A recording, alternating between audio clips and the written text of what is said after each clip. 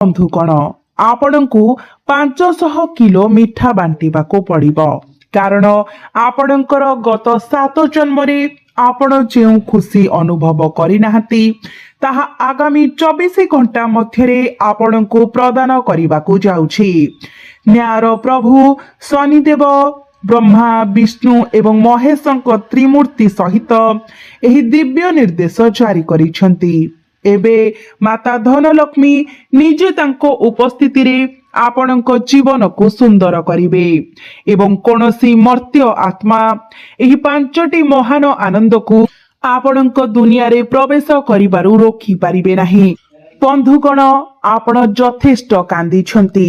आपण अनेक दिन धरी भारी हृदय एवं इच्छा को दबाई रखिछंती। आपण अनंत भावरे आकांक्षा करिछंती। एबे आपणकर समय आसीछि सर्वोच्च राजत्व करिबार एवं उत्सव पालन करिबार समय। एबे आपण मध्य आपणकर स्वप्न पूर्ण करिवे। एबे प्रत्येक खुशी आपणकर हेबो।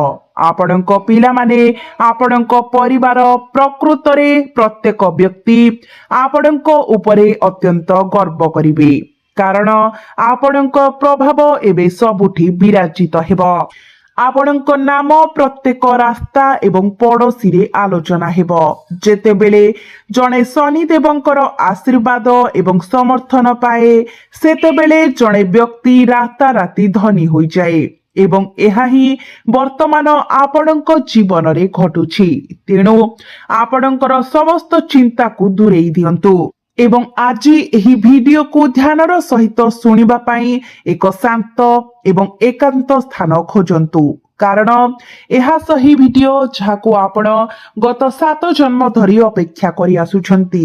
तेणु कोनोसी परिस्थिति रे एहाको अणदेखा करंतु नाही। एपरि करिबा अर्थ जे आपणकर परवर्ती 7 पीढ़ी को मध्य एहार परिणाम भोग करिबाको पड़िबो। किंतु जदि आपण एही वीडियो को देखंती तेबे आपणकर जीवन एवं एहा सहित आपणकर पर पीढ़ींकर जीवन सबुदिन पाई परिवर्तन होइछिबो।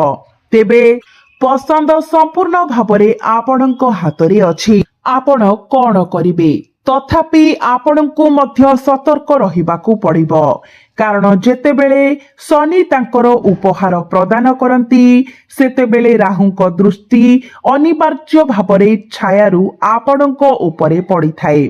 एही भिडियोटी सेही प्रभावरो निजकू किपरि रक्षा करिवे ताहा स्पष्ट भावरे बुझाई दिए।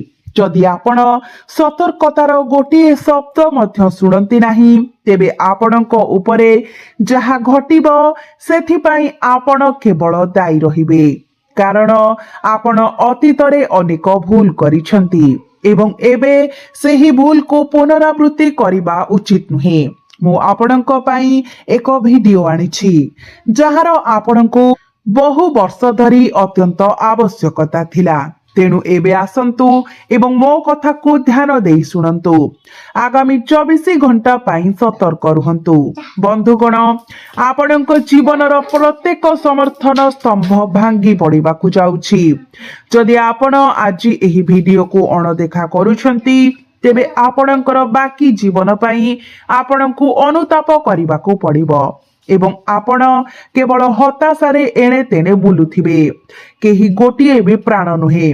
आपणकर लुह पोछिबाकू केही भी आगकू आसीबे नाही कारण एहा देखंतु एही समय घटुथिबा घटना गुड़िक ग्रह परिवर्तन किंबा स्वर्गीय नक्षत्र जोगु घटुछि कि नाही बरं एही घटना गुड़िक आपणक घर भितरे लुचि रहिथिबा किछि अदृश्य शक्ति द्वारा नियंत्रित हेउछि जहा विषय आपण ए पर्यंत संपूर्ण अज्ञ रहिछंती। आपण हुएत एबे भाबुथिबे एहा केवल अवांतर कथा प्रकृतरे एपरी किछि घटे नाही किंतु बंधुगण आज एही वीडियो रे मु जेउ सत्य प्रकाश करिबाकू जाउछि ताहा सुनिबा परे एहा आपणकर आत्मार मूल पर्यंत थराई देबो। एहा एते गभीर प्रकाशन हेबो जे आपणक आखिरु तारा खसी पड़िबा परी अनुभव हेबो କାରଣ ମୁଁ ଆପଣଙ୍କୁ ଏବେ ଏହା କହୁଛି, ଆପଣଙ୍କର ଘର ଭିତରେ ପ୍ରକୃତରେ କିଛି ଅଦୃଶ୍ୟ ଶକ୍ତି ଲୁଚି ରହିଛି, ଯାହା ବିଷୟରେ ଆପଣ ଏହି ମୁହୂର୍ତ୍ତ ପର୍ଯ୍ୟନ୍ତ ଅଜ୍ଞ ଅଛନ୍ତି। ବୁଝନ୍ତୁ ଯେ ଅଦୃଶ୍ୟ ଶକ୍ତି ଆପଣଙ୍କର କୁଳ ଦେବତା କିମ୍ବା କୁଳ ଦେବୀଙ୍କୁ ବୁଝାଏ, ଯାହାଙ୍କର ଆଧ୍ୟାତ୍ମିକ ଉପସ୍ଥିତି ଆପଣଙ୍କ ଗୃହରେ ଅବସ୍ଥିତ। ସେମାନଙ୍କ ମଧ୍ୟରେ ଆପଣଙ୍କର ପିତୃପୁରୁଷ ମଧ୍ୟ ଅନ୍ତର୍ଭୁକ୍ତ, ଯେଉଁମାନେ ଏହି ନଶ୍ୱର ରାଜ୍ୟରୁ ଚାଲି ଯାଇଛନ୍ତି, ତଥାପି ଯେଉଁମାନେ ଏବେ ବି ତୁମ ଘରେ ଛାଇ ପରି ଘୁରି ବୁଲୁଛନ୍ତି। ତୁମେ ଦେଖ, ଯେତେବେଳେ ଆମ ପରିବାରର ଜଣେ ସଦସ୍ୟ ମୃତ୍ୟୁବରଣ କରନ୍ତି ଏବଂ ପରଲୋକ ପାଇଁ ପ୍ରସ୍ଥାନ କରନ୍ତି, ସେମାନଙ୍କର ସାରର ଏକ ଛୋଟ ଅଂଶ ଆମ ଘରେ ସର୍ବଦା ଉପସ୍ଥିତ ରହିଥାଏ। ଏହି ସାରକୁ ଆମେ ଆମର ପିତୃ ବୋଲି କହୁ। ଏବେ ଏହି ପରିସ୍ଥିତିକୁ ବିଚାର କରନ୍ତୁ। କେତେକ ସମୟରେ ପରିବାରରେ ଏକ ଶିଶୁ ଜନ୍ମ ହୁଏ, କିନ୍ତୁ ଜନ୍ମ ପରେ ତୁରନ୍ତ ମୃତ୍ୟୁବରଣ କରେ। ସେହି ଶିଶୁଟି ମଧ୍ୟ ପିତୃଙ୍କ ରାଜ୍ୟରେ ପ୍ରବେଶ କରେ। କାହିଁକି? କାରଣ ସେହି ଶିଶୁଟି ଆମର ବଂଶରେ ଜନ୍ମ ହୋଇଥିଲା ଏବଂ ମୃତ୍ୟୁ ପରେ ସେହି ବଂଶ ପୂର୍ବପୁରୁଷଙ୍କ ଆତ୍ମା ଭାବରେ ସେମାନଙ୍କର ଅସ୍ତିତ୍ୱର ପରିପ୍ରେକ୍ଷୀ ହୋଇଯାଏ। ତେଣୁ ବନ୍ଧୁଗଣ, ମୁଁ ଆପଣଙ୍କୁ ଜଣାଇବାକୁ ଚାହୁଁଛି ଯେ ଏଥର ଏହି ଅଦୃଶ୍ୟ ଶକ୍ତି ଗୁଡ଼ିକ ଆପଣଙ୍କ ଘରେ 3ଟି ପ୍ରମୁଖ ଘଟଣାକୁ ଆମନ୍ତ୍ରଣ କରୁଛନ୍ତି। ଏହି ଭିଡିଓରେ ମୁଁ ଏହି 3ଟି ଘଟଣା ବିଷୟରେ ବିସ୍ତୃତ ଭାବରେ ଆଲୋଚନା କରିବି। ମୁଁ ସେମାନଙ୍କ ସହିତ ଜଡ଼ିତ ନିର୍ଦ୍ଦିଷ୍ଟ ସଂକେତ ଗୁଡ଼ିକୁ ପ୍ରକାଶ କରିବି। ଆପଣଙ୍କୁ ଗ୍ରହଣ କରିବାକୁ ପଡ଼ିବ ଆବଶ୍ୟକୀୟ ସତର୍କତା ରୂପରେଖ ଦେବି ଏବଂ ଏକ ଗମ୍ଭୀର ଚେତାବନୀ ମଧ୍ୟ କହିବି, ଯାହା ଆପଣଙ୍କୁ ଶୁଣିବାକୁ ପଡ଼ିବ। ବନ୍ଧୁଗଣ, ମୁଁ ଜାଣେ, ମୁଁ ପ୍ରକୃତରେ ଜାଣେ ଯେ ଆପଣଙ୍କ ଘରେ କିଛି ବି ପୂର୍ବ ପରି ନାହିଁ। ଥରେ ଆପଣଙ୍କ ଘରକୁ ଭରି ରହିଥିବା ଖୁସି ସମ୍ପୂର୍ଣ୍ଣ ଭାବରେ ନଷ୍ଟ ହୋଇଯାଇଛି। ପରିବାର ମଧ୍ୟରେ ଏକତା ଏବଂ ସମନ୍ୱୟର ସମସ୍ତ ଚିହ୍ନ ସମ୍ପୂର୍ଣ୍ଣ ଭାବରେ ଉଭେଇ ଯାଇଛି। ଅତୀତରେ ଯେତେବେଳେ ପରିବାରର ସଦସ୍ୟମାନେ ଏକାଠି ବସି ଭୋଜନ କରୁଥିଲେ, ପରସ୍ପରର ଲୁହ ପୋଛୁଥିଲେ, ପ୍ରତ୍ୟେକ ସୁଖ ଏବଂ ଦୁଃଖରେ ପରସ୍ପର ପାଖରେ ଠିଆ ହେଉଥିଲେ, ସେହି ସମାନ ଲୋକଙ୍କ ମଧ୍ୟରେ ବିଚ୍ଛିନ୍ନତା ଏବେ ମୂଳ ପୋଛି ନେଇଛି। ଟଙ୍କା ଚିତ୍ରରେ ପ୍ରବେଶ କରିଛି। ସମ୍ପତ୍ତି ପରିବାରର ସଦସ୍ୟଙ୍କ ମଧ୍ୟରେ ଏକ ଫାଟ ସୃଷ୍ଟି କରିଛି, ଯାହା ଫଳରେ ସମସ୍ତ ସମ୍ପର୍କ ଭିତରରୁ ମରିଯାଉଛି। ବନ୍ଧୁଗଣ, ଆପଣ କେବଳ ଏକ ନକଲି ହସ ପିନ୍ଧି ବୁଲୁଛନ୍ତି। ଆପଣ ବାହ୍ୟ ଭାବରେ କଠୋର ଦେଖାଯାଉଛନ୍ତି, କିନ୍ତୁ ଗଭୀର ଭାବରେ ଆପଣ ସମ୍ପୂର୍ଣ୍ଣ ଭାଙ୍ଗି ପଡ଼ିଛନ୍ତି। କାରଣ ଆପଣଙ୍କର ପରିବାର ସଦସ୍ୟମାନେ ଆପଣଙ୍କୁ କୌଣସି ଗୁରୁତ୍ୱ ଦିଅନ୍ତି ନାହିଁ। କଣ ସେମାନେ ଦିଅନ୍ତି କି? କିମ୍ବା ସେମାନେ ତୁମର ଭାବନା ପ୍ରତି କୌଣସି ସମ୍ମାନ ଦେଖାନ୍ତି ନାହିଁ? ଏହା ବିଚାର କରନ୍ତୁ। ତୁମେ ତୁମର ଭାଇଙ୍କ ପାଖକୁ ସାହାଯ୍ୟ ଖୋଜିବାକୁ ଯାଅ, କେବଳ ଶେଷ ମୁହୂର୍ତ୍ତରେ ସେ ଏହି ମାମଲାରୁ ହାତ ଧୋଇବା ପାଇଁ। ତୁମେ ତୁମର ଜୀବନ ସାଥୀଙ୍କ ଉପରେ ବିଶ୍ୱାସ ରଖ, ଏକ ଚିନ୍ତା ବାଣ୍ଟିଥାଅ, ତଥାପି ସେ ସେହି ବ୍ୟକ୍ତିଗତ ବିଷୟକୁ ତାଙ୍କର ସମଗ୍ର ମାତୃ ପରିବାର ଏବଂ ତାଙ୍କର ଶ୍ୱଶୁର ଘର ଲୋକଙ୍କ ମଧ୍ୟରେ ପ୍ରସାରିତ କରିବାକୁ ଆଗେଇ ଆସନ୍ତି।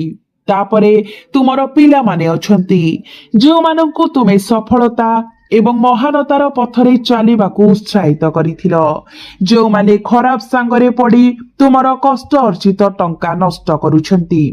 ତୁମେ ତୁମର ପିଲାକୁ ସେମାନଙ୍କର ଶିକ୍ଷା ପାଇଁ ପଠାଇଥିଲ, କିନ୍ତୁ ପାଠ ପଢ଼ା ପରିବର୍ତ୍ତେ ସେହି ପିଲାଟି ସମ୍ପୂର୍ଣ୍ଣ ଭାବରେ ଅନ୍ୟ କିଛିରେ ନିୟୋଜିତ ହେଉଛି।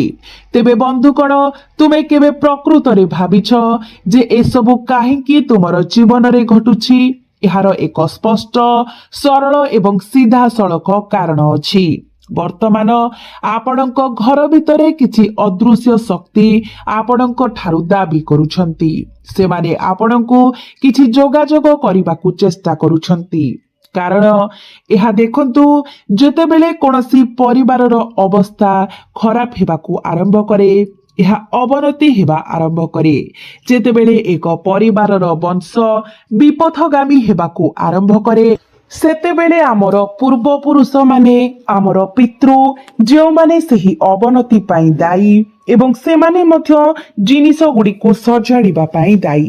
ତେଣୁ ମୁଁ ଆପଣଙ୍କୁ କହିବାକୁ ଚାହୁଁଛି ବନ୍ଧୁମାନେ, ଏଠାରେ ଆପଣମାନେ ବର୍ତ୍ତମାନ ଯେଉଁ ଭୁଲ କରୁଛନ୍ତି, ଆପଣଙ୍କର ଏକମାତ୍ର ଭୁଲ ହେଉଛି ଯେ ଆପଣ ଆପଣଙ୍କର ନିଜର ପରିବାର ଦେବତା, ଆପଣଙ୍କର କୁଳ ଦେବତା ଏବଂ କୁଳ ଦେବୀଙ୍କୁ ପରିତ୍ୟାଗ କରିଛନ୍ତି ଏବଂ ସେମାନଙ୍କୁ ପୂଜା କରିବାରେ ବିଫଳ ହେଉଛନ୍ତି। ଏହା ବଦଳରେ ବାହ୍ୟ ଦେବତାମାନଙ୍କୁ ଆପଣଙ୍କର ଭକ୍ତି ପ୍ରଦାନ କରୁଛନ୍ତି। ଆପଣ ସେମାନଙ୍କର ମନ୍ଦିରରେ ପବିତ୍ର ରକ୍ଷା ସୂତ୍ର ବାନ୍ଧୁଛନ୍ତି, ବ୍ରତ କରୁଛନ୍ତି ଏବଂ ବଳିଦାନ ଦେଉଛନ୍ତି। ତଥାପି ଆପଣ ଆପଣଙ୍କର ନିଜର କୁଳ ଦେବତାଙ୍କୁ ଅବହେଳା କରୁଛନ୍ତି। ଏହା ହିଁ ଆପଣଙ୍କ ପରିବାର ମଧ୍ୟରେ ବର୍ତ୍ତମାନର ପରିସ୍ଥିତି ପଛର କାରଣ। ବନ୍ଧୁଗଣ, ମୁଁ ଆପଣଙ୍କୁ ସମସ୍ତଙ୍କୁ ଜଣାଇ ଦେଉଛି ଯେ ବହୁତ ସମୟ ବାକି ନାହିଁ, ତଥାପି ସମୟ ଅଛି। ଆପଣ ତୁରନ୍ତ ଆପଣଙ୍କର ଚେତନାକୁ ଆସିବା ଉଚିତ ଏବଂ ମୁଁ ଆପଣଙ୍କ ସହିତ ବାଣ୍ଟିବାକୁ ଯାଉଥିବା ବାର୍ତ୍ତାକୁ ଧ୍ୟାନ ଦେବା ଉଚିତ। କାରଣ ଯଦି ଆପଣ ଏବେ ଆପଣଙ୍କର ପଥ ସଂଶୋଧନ ନ କରନ୍ତି, ଯଦି ଆପଣ ମୋର କଥା ଖୋଲା କାନରେ ନ ଶୁଣନ୍ତି ଏବଂ ସେଗୁଡ଼ିକୁ ନିଜ ଜୀବନରେ ପ୍ରୟୋଗ ନ କରନ୍ତି, ତେବେ ଆପଣଙ୍କ ଠାରୁ ବଡ଼ ମୂର୍ଖ ଆଉ କେହି ନାହିଁ। ତେଣୁ ଧ୍ୟାନ ଦିଅନ୍ତୁ, ଏହି ଭିଡିଓଟି ପ୍ରକୃତରେ ସ୍ୱତନ୍ତ୍ର ହେବାକୁ ଯାଉଛି। ଆପଣ ସମସ୍ତେ ଯେଉଁ ଭିଡିଓ ପାଇଁ ଏତେ ଉତ୍ସାହର ସହିତ ଅପେକ୍ଷା କରିଥିଲେ, ଯାହାକୁ ଆପଣଙ୍କର କାନ ଶୁଣିବାକୁ ଆଗ୍ରହୀ ଥିଲା ଏବଂ ଆପଣଙ୍କର ଆଖି ଦେଖିବାକୁ ଆଗ୍ରହୀ ଥିଲା, ଶେଷରେ ଆସି ପହଞ୍ଚିଛି। ଏହି ଗୁରୁତ୍ୱପୂର୍ଣ୍ଣ ଭିଡିଓରେ ଥିବା ଗୁରୁତ୍ୱପୂର୍ଣ୍ଣ ସୂଚନାକୁ ଆପଣ ଖୋଜିବା ପୂର୍ବରୁ ମୁଁ ଆପଣଙ୍କୁ ସମସ୍ତଙ୍କୁ ଅନୁରୋଧ କରୁଛି ଯେ ଦୟାକରି ଏହାକୁ ଲାଇକ୍ କରନ୍ତୁ, କାରଣ ଏହା ଲାଇକ୍ କରିବା ଆମମାନଙ୍କର ଉତ୍ସାହକୁ ବୃଦ୍ଧି କରିଥାଏ। ଏବଂ ଏହା ସହିତ କମେଣ୍ଟ ବକ୍ସରେ ଆପଣ ନିଜର କୁଳ ଦେବତା କିମ୍ବା କୁଳ ଦେବୀଙ୍କ ନାମ ମଧ୍ୟ ନିଶ୍ଚୟ ଲେଖନ୍ତୁ। ତେବେ ବନ୍ଧୁଗଣ, ମୁଁ ଆପଣଙ୍କୁ ଏହା କହିବାକୁ ଚାହେଁ, ଆଗାମୀ ଦିନମାନଙ୍କରେ ଦୈନନ୍ଦିନ କାର୍ଯ୍ୟ ଅରାଜକତାପୂର୍ଣ୍ଣ ଏବଂ ଓଲଟ ପାଲଟ ହେବାକୁ ଯାଉଛି। ଆପଣ ଗୋଟିଏ କାର୍ଯ୍ୟ ଠିକ କରିବା ମାତ୍ରେ ଅନ୍ୟଟି ଭୁଲ ହୋଇଯିବ। ଆପଣ ଦ୍ୱିତୀୟ କାର୍ଯ୍ୟ ଠିକ କରିନଥିବେ ଯେତେବେଳେ ତୃତୀୟଟି ବିଶୃଙ୍ଖଳାରେ ପଡ଼ିଯିବ ଏବଂ ଯେତେବେଳେ ଆପଣ ତୃତୀୟ ସମସ୍ୟାର ସମାଧାନ କରିବାରେ ସଫଳ ହେବେ, ସେତେବେଳେ ଚତୁର୍ଥ ବିପର୍ଯ୍ୟୟ, ଏକ ନୂତନ ସମସ୍ୟା ଆପଣଙ୍କର ଦ୍ୱାର ଦେଶରେ ଆଘାତ କରିବ। ଏହି ଶବ୍ଦ ଗୁଡ଼ିକ ପଛରେ એકમાત્ર ଅର୍ଥ ଏବଂ ଉଦ୍ଦେଶ୍ୟ ହେଉଛି ଏହି ସମୟ ମଧ୍ୟରେ ଆପଣଙ୍କର ଭାଗ୍ୟ କିମ୍ବା ଭାଗ୍ୟରୁ କୌଣସି ସମର୍ଥନ ମିଳିବ ନାହିଁ। ଆପଣଙ୍କର એકમાତ୍ର ସହଯୋଗୀ ହେବେ ଆପଣଙ୍କର ନିଜସ୍ୱ ପରିଶ୍ରମ। ତେଣୁ କେବଳ ଏବଂ କେବଳ କଠିନ ପରିଶ୍ରମ କରିବା ଉପରେ ଧ୍ୟାନ ଦିଅ, କାରଣ ମୁଁ ଜାଣେ ଆପଣଙ୍କର କୁଣ୍ଡଳୀ ଯାଞ୍ଚ କରିବା ପରେ ଏଥିରେ ସ୍ପଷ୍ଟ ଭାବରେ ଲେଖାଯାଇଛି ଯେ ଆପଣଙ୍କର ସଫଳତା ଆପଣଙ୍କ ଠାରୁ କେବଳ କିଛି ପାଦ ଦୂରରେ ରହିଛି। ଆପଣଙ୍କୁ ସେହି ସଫଳତା ହାସଲ କରିବାକୁ ପଡ଼ିବ। ଆପଣଙ୍କୁ ଏହାକୁ ହସ୍ତଗତ କରିବାକୁ ପଡ଼ିବ ଏବଂ ଏହା ଉପରେ ବିଜୟ ପ୍ରାପ୍ତି କରିବାକୁ ପଡ଼ିବ। ଏହା କରିବା ପାଇଁ ଆପଣଙ୍କୁ ନିଃସନ୍ଦେହରେ କଠିନ ପରିଶ୍ରମ ଉପରେ ନିର୍ଭର କରିବାକୁ ପଡ଼ିବ, କାରଣ ପ୍ରୟାସ ବିନା ଆପଣ କିଛି ବି ହାସଲ କରିପାରିବେ ନାହିଁ।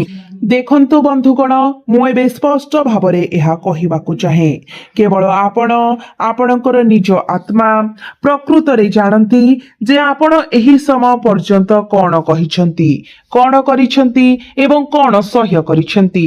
କାରଣ ଆପଣ ଜଣେ ଅତ୍ୟନ୍ତ ସମ୍ବେଦନଶୀଳ ବ୍ୟକ୍ତି। ଯେତେବେଳେ ଛୋଟ ଛୋଟ ଦୁଃଖ କିମ୍ବା କଷ୍ଟ ଆସେ, ଆପଣ ଭିତରୁ ଭାଙ୍ଗି ପଡ଼ନ୍ତି। ଆପଣ ନିଜକୁ ନକାରାତ୍ମକତାର ଶିକାର ହେବାକୁ ଦିଅନ୍ତି ଏବଂ ତାପରେ ଆପଣ ବିଳାପ କରିବାକୁ ଏବଂ ନିଜର ଭାଗ୍ୟକୁ ଅଭିଶାପ ଦେବାକୁ ଆରମ୍ଭ କରନ୍ତି। ଚିତ୍କାର କରି କୁହନ୍ତି, ଓଃ ମୋର ଭାଗ୍ୟ କେତେ ଭୟଙ୍କର, କିମ୍ବା ଓଃ ଏହି ଜୀବନ ଏକ ବିପର୍ଯ୍ୟୟ। କିନ୍ତୁ ଦେଖନ୍ତୁ, ଏହା କେବଳ ଘଟଣା ନୁହେଁ। ଯଦି ଆପଣ ନିଜ ଇଚ୍ଛା ଅନୁସାରେ ଆପଣଙ୍କର ଜୀବନକୁ ଗଢ଼ିବାକୁ ଚାହୁଁଛନ୍ତି, ଯଦି ଆପଣ ନିଜ ଇଚ୍ଛାରେ ଆପଣଙ୍କର ଜୀବନକୁ ଚଳାଇବାକୁ ଚାହୁଁଛନ୍ତି, ତେବେ ଆପଣଙ୍କୁ କଠିନ ପରିଶ୍ରମ କରିବାକୁ ପଡ଼ିବ। ଧ୍ୟାନ ଦିଅନ୍ତୁ, ଆଗାମୀ 24 ଘଣ୍ଟା ସାଧାରଣ ନୁହେଁ। ଗୋଟିଏ ପଟେ ଆପଣଙ୍କ ଘର ଭିତରେ ଲୁକାୟିତ ଅଦୃଶ୍ୟ ଶକ୍ତି ସକ୍ରିୟ ହୋଇଯିବ, ଅନ୍ୟପଟେ ଆପଣଙ୍କର କୁଣ୍ଡଳୀ ଭିତରେ ତିନୋଟି ନିର୍ଦ୍ଦିଷ୍ଟ ଗ୍ରହ ବୁଧ, ଗୁରୁ ଏବଂ ଶୁକ୍ରଙ୍କୁ ନେଇ ଏକ ମହାଜାଗତିକ ନୃତ୍ୟ ଆରମ୍ଭ ହେବ। ଅନ୍ୟ ଶବ୍ଦରେ ଏହି ପାଞ୍ଚଟି ସ୍ୱତନ୍ତ୍ର ଶକ୍ତି ଆପଣଙ୍କର ଅସ୍ତିତ୍ୱ ଚାରିପାଖରେ ଘୁରି ବୁଲୁଛି, ଆପଣଙ୍କର ଜୀବନକୁ ଘେରି ରହିଛି। କିନ୍ତୁ ଗୁରୁତ୍ୱପୂର୍ଣ୍ଣ ପ୍ରଶ୍ନ ଏହା ହେଉଛି, କାହିଁକି ଏହି ପାଞ୍ଚଟି ଶକ୍ତି ମିଳିତ ଭାବରେ କାର୍ଯ୍ୟ କରି ଆପଣଙ୍କର ଜୀବନକୁ ପରୀକ୍ଷା କରିବାକୁ ଚେଷ୍ଟା କରୁଛନ୍ତି? ଆପଣ କଣ ଏତେ ବଡ଼ ଦୁଃଖ ଏବଂ କଷ୍ଟ ସହ୍ୟ କରିପାରିବେ ନା ନାହିଁ? ଏହି କାରଣରୁ ମୁଁ ଆପଣଙ୍କ ସହିତ କିଛି ନିର୍ଦ୍ଦିଷ୍ଟ ସତର୍କତା କହିବି।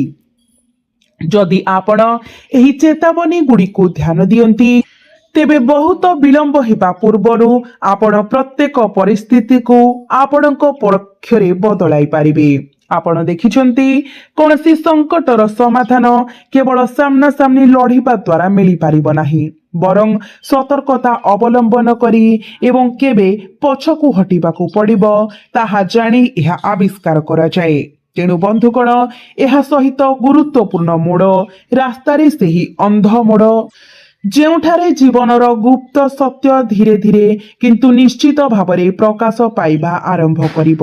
କାରଣ ଯେତେବେଳେ ତୁମେ ଏହି ପ୍ରଗତି ପଥରେ ଆଗକୁ ବଢୁଛ, ତୁମେ ଅଗଣିତ ଯାନବାହନ, ଅଗଣିତ ମୋଡ଼, ଅଗଣିତ ଛକ, ମୁହୂର୍ତ୍ତ ଗୁଡ଼ିକର ସମ୍ମୁଖୀନ ହେବ।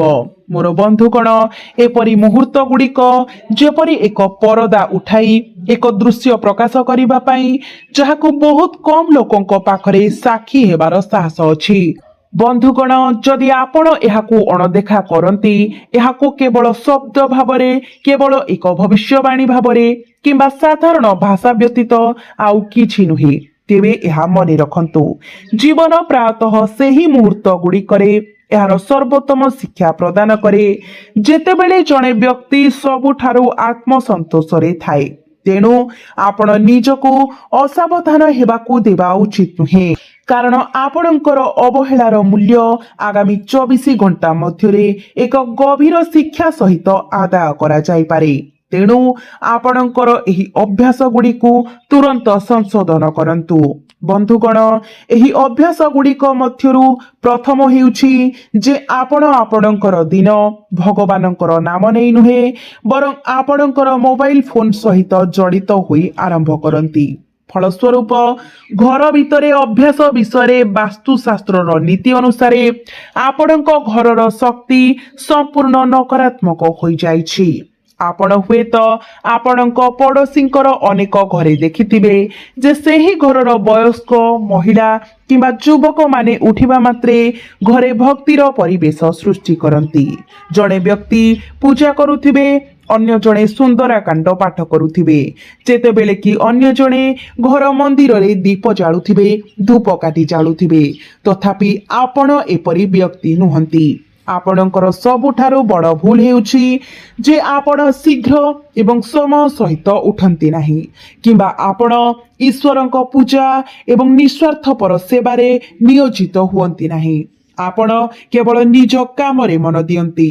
ତଥାପି ଏକ ସକାରାତ୍ମକ ଜୀବନର ପ୍ରକୃତ ଆରମ୍ଭ ଏହି ସରଳ କାର୍ଯ୍ୟରେ ନିହିତ ଅଛି। ସକାଳେ ଉଠିବା ପରେ ଯଦି ଆପଣ ଆପଣଙ୍କର ପରିବାର ଦେବତା, କୁଳ ଦେବତା ଏବଂ ପୂର୍ବପୁରୁଷଙ୍କ ନାମ ଉଚ୍ଚାରଣ କରନ୍ତି, ତେବେ ଆପଣଙ୍କ ଘରର ଶକ୍ତି ଏବଂ ପରିବେଶ ଗଭୀର ସକାରାତ୍ମକ ହୋଇଯିବ।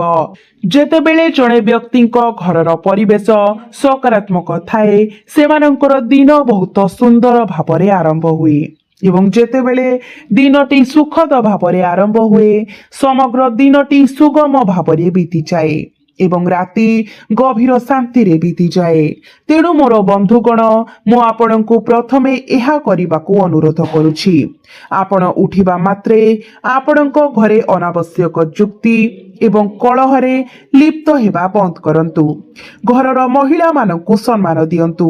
କିଛି ଘରେ ସକାଳେ କେବଳ ଦ୍ୱନ୍ଦ୍ୱ ସହିତ ଆରମ୍ଭ ହୁଏ। ପୁଅ ତାର ବାପା ମାଙ୍କୁ କଠୋର ଶବ୍ଦ କହୁଛି, କିମ୍ବା ବାପା ମା ତାଙ୍କର ପୁଅ ଝିଅକୁ କଠୋର ଭାବରେ କହୁଛନ୍ତି। ଘରର ବଡ଼ ଲୋକଙ୍କୁ ସେମାନେ ସମ୍ମାନ ଦେଉନାହାନ୍ତି। ଲୋକମାନେ ଦ୍ୱିତୀୟ ଥର ଚିନ୍ତା ନ କରି ସେମାନଙ୍କ ମନରେ ଯାହା ଆସେ ତାହା କହିଦିଅନ୍ତି। ଏହି ଭୁଲ ଗୁଡ଼ିକ ହିଁ ତୁମର ପୂର୍ବପୁରୁଷ ଏବଂ ତୁମର ପରିବାର ଦେବତାଙ୍କୁ ଅସନ୍ତୁଷ୍ଟ କରୁଛି। ଏବଂ ଯେତେବେଳେ ଏହି ଅଦୃଶ୍ୟ ଶକ୍ତି ଗୁଡ଼ିକ ଅସନ୍ତୁଷ୍ଟ ହୁଅନ୍ତି ସେତେବେଳେ ଜଣେ ବ୍ୟକ୍ତିଙ୍କ ଜୀବନରେ ଅଦୃଶ୍ୟ ଦୁଃଖ ପ୍ରକାଶ ପାଇବା ଆରମ୍ଭ ହୁଏ। ଏଗୁଡ଼ିକ ପ୍ରବଳ ଆର୍ଥିକ କ୍ଷତି, ହଠାତ୍ ଏକ ଗୁରୁତର ରୋଗର ଆରମ୍ଭ, କିମ୍ବା ଆପଣଙ୍କ ହାତରେ ଟଙ୍କା ଆସିବା ଏବଂ ତୁରନ୍ତ ଚାଲିଯିବାର ରୂପ ନେଇପାରେ। ପ୍ରାୟତଃ ଚିକିତ୍ସା ଖର୍ଚ୍ଚ ଏତେ ବୃଦ୍ଧି ପାଏ ଯେ ଜଣଙ୍କର କଷ୍ଟ ଅର୍ଜିତ ଆୟ ମଧ୍ୟ ସେଗୁଡ଼ିକୁ ପୂରଣ କରିବା ପାଇଁ ପର୍ଯ୍ୟାପ୍ତ ପ୍ରମାଣିତ ହୁଏ ନାହିଁ। ବନ୍ଧୁଗଣ, ଅନାବଶ୍ୟକ ଏବଂ ଅସୀମ ଡାକ୍ତରଖାନା ପରିଦର୍ଶନ ଏପରି ଘଟଣା ଯାହା ବାରମ୍ବାର ଘଟେ ଯେତେବେଳେ ଆମର ପୂର୍ବପୁରୁଷ ଏବଂ କୁଳ ଦେବାଦେବୀ ଆମ ଉପରେ ଅସନ୍ତୁଷ୍ଟ ହୁଅନ୍ତି। ଆମେ ଯେଉଁ ସମସ୍ତ ଟଙ୍କା ରୋଜଗାର କରୁ ତାହା ସମ୍ପୂର୍ଣ୍ଣ ଭାବରେ ଔଷଧ ଏବଂ ଚିକିତ୍ସାରେ ଖର୍ଚ୍ଚ ହୋଇଯାଏ। ଯେତେବେଳେ ଆମେ ଯାଞ୍ଚ ପାଇଁ ଡାକ୍ତରଙ୍କ ପାଖକୁ ଯାଉ ଡାକ୍ତର ମଧ୍ୟ ଘୋଷଣା କରନ୍ତି ଯେ ଆମ ସହିତ କୌଣସି ଶାରୀରିକ ରୋଗ କିମ୍ବା ଚିକିତ୍ସା ସମସ୍ୟା ନାହିଁ। ତଥାପି ଆମର ମନ ଅସ୍ଥିର ଏବଂ ଅନିଶ୍ଚିତ ରହିଥାଏ। ଏକ ଗୁରୁତ୍ୱପୂର୍ଣ୍ଣ ପରିମାଣରେ ଆଜିର ସମୟରେ ପ୍ରାୟ ପ୍ରତ୍ୟେକ ଘରେ ଏପରି ପରିସ୍ଥିତି ଦେଖାଦେଉଛି। ତେଣୁ ମୋର ବନ୍ଧୁଗଣ, ମୁଁ ଆପଣଙ୍କୁ କହିବାକୁ ଚାହୁଁଛି ଯେ ଆପଣଙ୍କୁ ବର୍ତ୍ତମାନ ଯେଉଁ ସତର୍କତା ଅବଲମ୍ବନ କରିବାକୁ ପଡ଼ିବ ତାହା ହେଉଛି ପ୍ରଥମ ଏବଂ ସର୍ବୋପରି ଆପଣଙ୍କ କୁଳ ଦେବତାଙ୍କୁ ସମ୍ମାନ କରିବା ପାଇଁ ଆପଣ ଘରେ ଏକ ରାତ୍ରି ଜାଗରଣ ଆୟୋଜନ କରନ୍ତୁ। ସେମାନଙ୍କୁ ଆପଣ ଘରକୁ ନିମନ୍ତ୍ରଣ କରନ୍ତୁ। ସେମାନଙ୍କୁ ଆପଣଙ୍କର ଘରକୁ ନିମନ୍ତ୍ରଣ କରନ୍ତୁ। ସେମାନଙ୍କ ନାମ ପାଇଁ ଏକ ପବିତ୍ର ଚୌକି ସ୍ଥାପନ କରନ୍ତୁ। ତେଣୁ ମୁଁ ଆପଣଙ୍କୁ ଏହା କହିବାକୁ ଚାହୁଁଛି, ଏହି ମୁହୂର୍ତ୍ତରେ ଶକ୍ତି ଗୁଡ଼ିକର ଏକ ସମନ୍ୱୟ। ଏହି ସମସ୍ତ ଶକ୍ତି ମିଳିତ ଭାବରେ ଆଗାମୀ 24 ଘଣ୍ଟା ମଧ୍ୟରେ ଆପଣଙ୍କର ଆତ୍ମାକୁ ପରୀକ୍ଷା କରିବାକୁ ପ୍ରସ୍ତୁତ। କାରଣ ବ୍ରହ୍ମାଣ୍ଡର ନିୟମ କେବେ ମଜା କରେ ନାହିଁ। ଯେତେବେଳେ ଗ୍ରହ ଗୁଡ଼ିକ ଗତି ଅସାଧାରଣ ଏବଂ ଅଦୃଶ୍ୟ ଶକ୍ତିର ସଙ୍ଗମ ସହିତ ସମାନ ହୁଏ ପରିବର୍ତ୍ତନ ଗୁଡ଼ିକ କେବଳ ସ୍ୱର୍ଗରେ ଘଟେ ନାହିଁ, ସେମାନେ ମାନବ ଜୀବନର ମୂଳ ଭିତରେ ଏକ ଝଡ଼ ମଧ୍ୟ ସୃଷ୍ଟି କରନ୍ତି। ଏହା ସମ୍ଭବ ଯେ ଆପଣଙ୍କ ଜୀବନରେ ଆପଣଙ୍କର ସମର୍ଥନର ଏକ ସ୍ତମ୍ଭ ଉପରେ ଅତ୍ୟଧିକ ନିର୍ଭର କରିଛନ୍ତି। ଏହା ଏକ ନିର୍ଦ୍ଦିଷ୍ଟ ବ୍ୟକ୍ତି, ଏକ ସମ୍ପର୍କ, ଏକ ଆଶା କିମ୍ବା ଏକ ନିର୍ଦ୍ଦିଷ୍ଟ ଯୋଜନା ହେଉ। ପ୍ରାୟତଃ ଆମ ଜୀବନରେ ଆମେ କେବଳ ଗୋଟିଏ ଜିନିଷ ଉପରେ ନିର୍ଭର କରୁନାହୁଁ, ବରଂ ଆମେ ନିଜକୁ ଏକକାଳୀନ ଅନେକ ଜିନିଷ ଉପରେ ନିର୍ଭରଶୀଳ ପାଉ। ଉଦାହରଣ ସ୍ୱରୂପ, ପିତାମାତା ମାନେ କାହା ଉପରେ ସେମାନଙ୍କର ଆଶା ସ୍ଥାପନ କରନ୍ତି? ସେମାନଙ୍କ ସନ୍ତାନମାନଙ୍କ ଉପରେ, ଯେଉଁ ସନ୍ତାନମାନଙ୍କୁ ସେମାନେ ଏତେ ଯତ୍ନରେ ପାଳନ କରିଛନ୍ତି। ତଥାପି ଏହି ଆଧୁନିକ ସମୟରେ, କଳି ଯୁଗରେ ସେହି ପିଲାମାନେ ସେମାନଙ୍କୁ ବୃଦ୍ଧାଶ୍ରମରେ ପରିତ୍ୟାଗ କରନ୍ତି। ଏମାନେ ସେହି ପିଲାମାନେ ଯେଉଁମାନେ ପିଲାଦିନ ଧରି ସେମାନଙ୍କର ପିତାମାତାଙ୍କର ଭଲ ପାଇବା ପାଇଥିଲେ, ସ୍ନେହ ପାଇଥିଲେ। ତଥାପି ସେମାନଙ୍କର ନିଜ ବୃଦ୍ଧାବସ୍ଥାରେ ସେହି ପିତାମାତା ମାନେ ସେମାନଙ୍କ ସନ୍ତାନମାନଙ୍କ ଠାରୁ ସେହି ସ୍ନେହ, ସେହି ଭଲ ପାଇବା ପାଇଁ ଆଗ୍ରହୀ ହୁଅନ୍ତି। ଏହା କେବଳ ପହଞ୍ଚିବା ଦୂରରେ ରହିଥାଏ। ତେଣୁ ମୋର ବନ୍ଧୁଗଣ, ମୋର କଥା ଶୁଣନ୍ତୁ। ମୁଁ ଭବିଷ୍ୟବାଣୀ କରିଥିଲି ଯେ ଗୋଟିଏ ଗୋଟିଏ କରି ଆପଣଙ୍କ ଜୀବନର ପ୍ରତ୍ୟେକ ସମର୍ଥନ ସ୍ତମ୍ଭ ଭାଙ୍ଗି ପଡ଼ିବ। ତେବେ ଏହା ସେହି ମୁହୂର୍ତ୍ତ ଯେତେବେଳେ ଜୀବନ ଆପଣଙ୍କୁ ଏକ ଗଭୀର ଶିକ୍ଷା ଦେବାକୁ ପ୍ରସ୍ତୁତ। ଏହି ବ୍ରହ୍ମାଣ୍ଡରେ, ଏହି ଭବିଷ୍ୟତରେ ଏବଂ ଏହି ଜଗତରେ କିଛି ମଧ୍ୟ ପ୍ରକୃତରେ ସ୍ଥାୟୀ ନୁହେଁ। କୌଣସି ଜିନିଷ ପ୍ରତି ତୁମର ଆସକ୍ତି ଯେତେ ଅଧିକ, ତୁମେ ଏହାକୁ ତୁମର ହୃଦୟକୁ ଯେତେ ନିକଟତର କରିବ, ତୁମେ ସେତେ ଅଧିକ ଦୁଃଖ ଏବଂ କଷ୍ଟ ଅନୁଭବ କରିବାକୁ ବାଧ୍ୟ ହେବ। ଏହା ବିଚାର କର, କେହି ସଠିକ ମୁହୂର୍ତ୍ତର ପୂର୍ବାନୁମାନ କରିପାରିବେ ନାହିଁ। ଯେତେବେଳେ ଏକ ଭଙ୍ଗୁର ସୂତା ଦ୍ୱାରା ବନ୍ଧା ହୋଇଥିବା ଏକ ଗୁଡ଼ି କଟି ଯାଇପାରେ ଏବଂ ଆମେ କ'ଣ କେବଳ ଗୁଡ଼ି ନୁହେଁ କି ଆମେ ଏହି ଦୁନିଆରେ ଉଡ଼ି ଚାଲିଥାଉ। କେତେବେଳେ ସମ୍ପର୍କକୁ ବଜାୟ ରଖିବାକୁ ଚେଷ୍ଟା କରୁ, କେତେବେଳେ ସେମାନଙ୍କୁ ବଞ୍ଚାଇବାକୁ ସଂଘର୍ଷ କରୁ, କେତେବେଳେ ଧନ ଅର୍ଜନ କରିବାକୁ ଚେଷ୍ଟା କରୁ, କେତେବେଳେ ମୁକ୍ତ ଭାବରେ ଖର୍ଚ୍ଚ କରୁ। କେତେବେଳେ ପ୍ରେମ ପାଇବାକୁ ଆଗ୍ରହୀ ଆଉ କେତେବେଳେ କେବଳ ତାହାକୁ ଦେଇ ଦେଉଛି।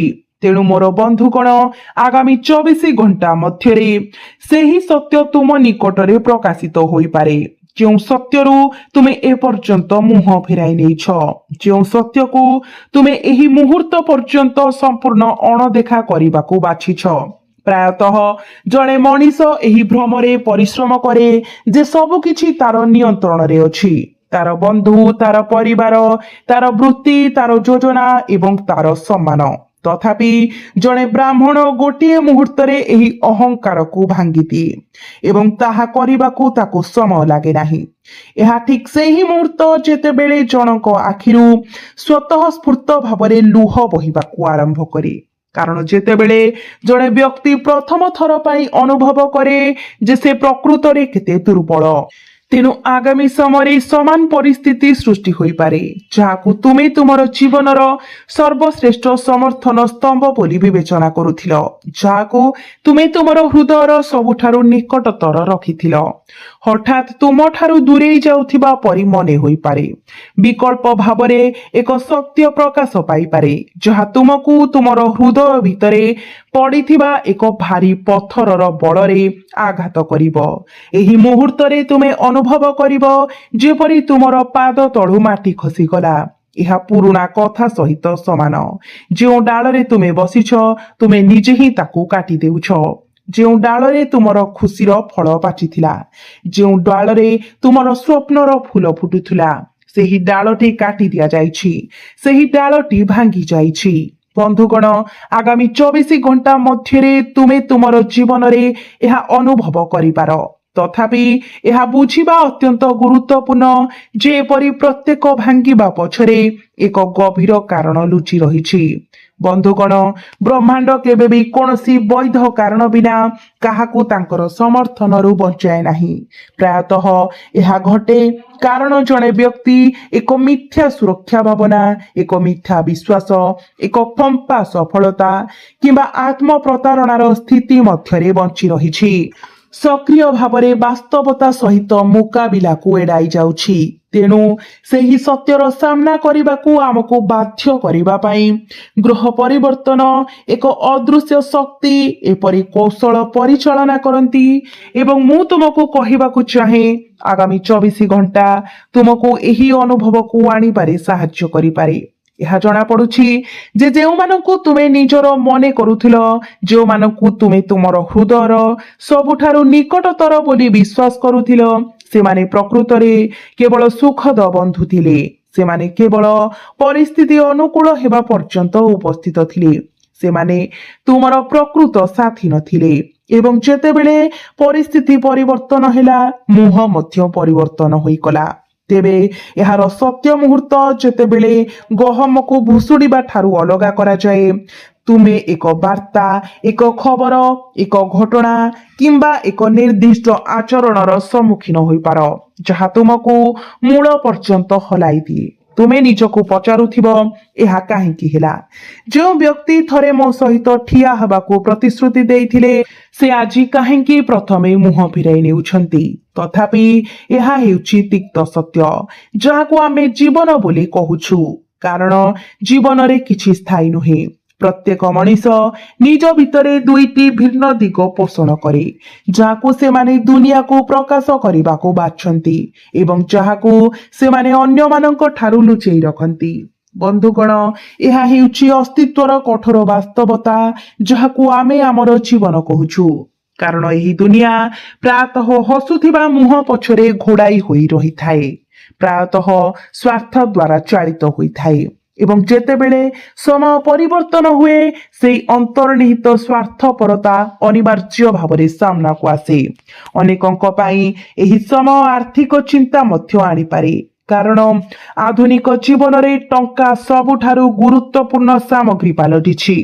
ଯଦି ଆପଣ ଧନ ଅର୍ଜନ କରିନାହାନ୍ତି, ଯଦି ଆପଣ ଆପଣଙ୍କର ସ୍ୱପ୍ନ ପୂରଣ କରିନାହାନ୍ତି, ଆପଣଙ୍କର ସ୍ୱପ୍ନର ଘର ତିଆରି କରିନାହାନ୍ତି କିମ୍ବା ଆପଣଙ୍କ ସ୍ୱପ୍ନର ଗାଡ଼ି କିଣିନାହାନ୍ତି, ତେବେ ଏହି ଦୁନିଆରେ କେହି ବି ଆପଣଙ୍କୁ ପ୍ରକୃତରେ ସମ୍ମାନ ଦେବେ ନାହିଁ କିମ୍ବା ଆପଣଙ୍କୁ କୌଣସି ଗୁରୁତ୍ୱ ଦେବେ ନାହିଁ। ମୁଁ ଆପଣଙ୍କୁ ସତର୍କ କରାଇ ଦେଉଛି, ଏକ ଅପ୍ରତ୍ୟାଶିତ ଖର୍ଚ୍ଚ ହଠାତ୍ ଆସିପାରେ ଯାହା ଆପଣ ସମ୍ଭବତଃ ଭାବି ପାରିନଥିବେ କିମ୍ବା ଏକ ଯୋଜନା ଯାହା ପଥର ଭଳି ମନେ ହେଉଥିଲା ଯାହା ଆପଣଙ୍କ ହାତରେ ଦୃଢ ଭାବରେ ଥିଲା ହଠାତ୍ ଆପଣଙ୍କ ଆଖି ଆଗରେ ଭାଙ୍ଗି ପଡିବା ପରି ଦେଖାଯାଇପାରେ ଯେପରି ଏକ ବାଲି ଦୁର୍ଗ ଯାହା କୂଳରେ ଏକ ଲହରୀ ଆଘାତ ପାଇବା ମାତ୍ରେ ଭୁଷୁଡି ଯାଏ ଏହା ସେହି ଗୁରୁତ୍ୱପୂର୍ଣ୍ଣ ସମୟ ସେହି ଗୁରୁତ୍ୱପୂର୍ଣ୍ଣ ମୁହୂର୍ତ୍ତ ଯେତେବେଳେ ଜଣେ ବ୍ୟକ୍ତି ନିଜ ଭିତରେ ଗଭୀର ଭାବରେ ଦେଖିବାକୁ ବାଧ୍ୟ ହୁଏ କାରଣ ଯେତେବେଳେ ବାହ୍ୟ ସମର୍ଥନ ଭୁଷୁଡି ପଡେ ଏହା ହେଉଛି ଜଣଙ୍କର ଅନ୍ତର୍ନିହିତ ଶକ୍ତି ଯାହା ଶେଷରେ ଉଦୀୟମାନ ହୁଏ ତଥାପି ଏହା ଏକ ସହଜ ପ୍ରକ୍ରିୟା ନୁହେଁ ଏହା ଯନ୍ତ୍ରଣାରେ ପରିପୂର୍ଣ୍ଣ ଏହା ହତାଶାର ମୁହୂର୍ତ୍ତ ଆଣିଥାଏ ଏଥିରେ ଲୁହ ଢାଳିବା ମଧ୍ୟ ଅନ୍ତର୍ଭୁକ୍ତ କାରଣ ମୂଳତଃ ଜଣେ ମଣିଷ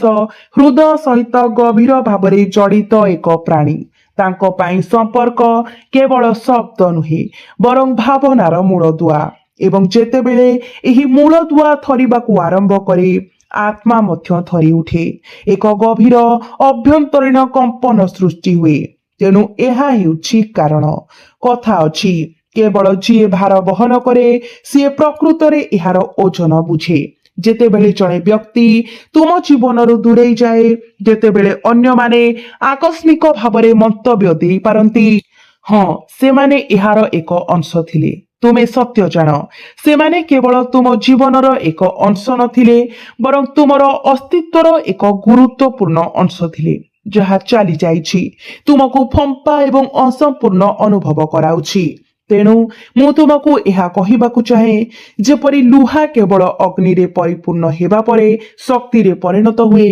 ସେହିପରି ଜଣେ ମଣିଷ ମଧ୍ୟ କଠିନ ପରିସ୍ଥିତି ସହ୍ୟ କରିବା ଏବଂ ନେଗେଟିଭ ଭାବନାକୁ ଦୂର କରିବା ପରେ ସେମାନଙ୍କର ପ୍ରକୃତ ଆଭ୍ୟନ୍ତରୀଣ ଶକ୍ତି ଆବିଷ୍କାର ହୁଏ ଏହା ବ୍ୟତୀତ ବନ୍ଧୁଗଣ ମୁଁ ଆପଣଙ୍କୁ ଏକ ନିର୍ଦ୍ଦିଷ୍ଟ ଚିନ୍ତା ବିଷୟରେ ସତର୍କ କରାଉଛି ଯଦି ଏହି ସମୟରେ ଆପଣଙ୍କ ଘରେ ଛୋଟ ପିଲା ଅଛନ୍ତି ତେବେ ସ୍ୱାସ୍ଥ୍ୟ ଦୃଷ୍ଟିକୋଣରୁ ଏକ ଉଚ୍ଚ ସମ୍ଭାବନା ଅଛି ଯେ ସେମାନେ କିଛି ସ୍ୱାସ୍ଥ୍ୟଗତ ସମସ୍ୟାର ସମ୍ମୁଖୀନ ହୋଇପାରନ୍ତି ତେଣୁ ମୁଁ ଆପଣଙ୍କୁ ଅନୁରୋଧ କରୁଛି ଯେ ଆପଣ ଜଣେ ଦକ୍ଷ ଡାକ୍ତରଙ୍କ ସହିତ ପରାମର୍ଶ କରନ୍ତୁ କିମ୍ବା ତୁରନ୍ତ ଏକ ନାମୀ ଡାକ୍ତରଖାନାକୁ ଯାଆନ୍ତୁ ମୁଁ ଆଶା କରୁଛି ଏହି ଯେଉଁ ସୂଚନା ମୁଁ ଆପଣଙ୍କୁ ପ୍ରଦାନ କରିଛି ତାହା ଆପଣଙ୍କ ପାଇଁ ନିଶ୍ଚିତ ଭାବରେ ମୂଲ୍ୟବାନ ହେବ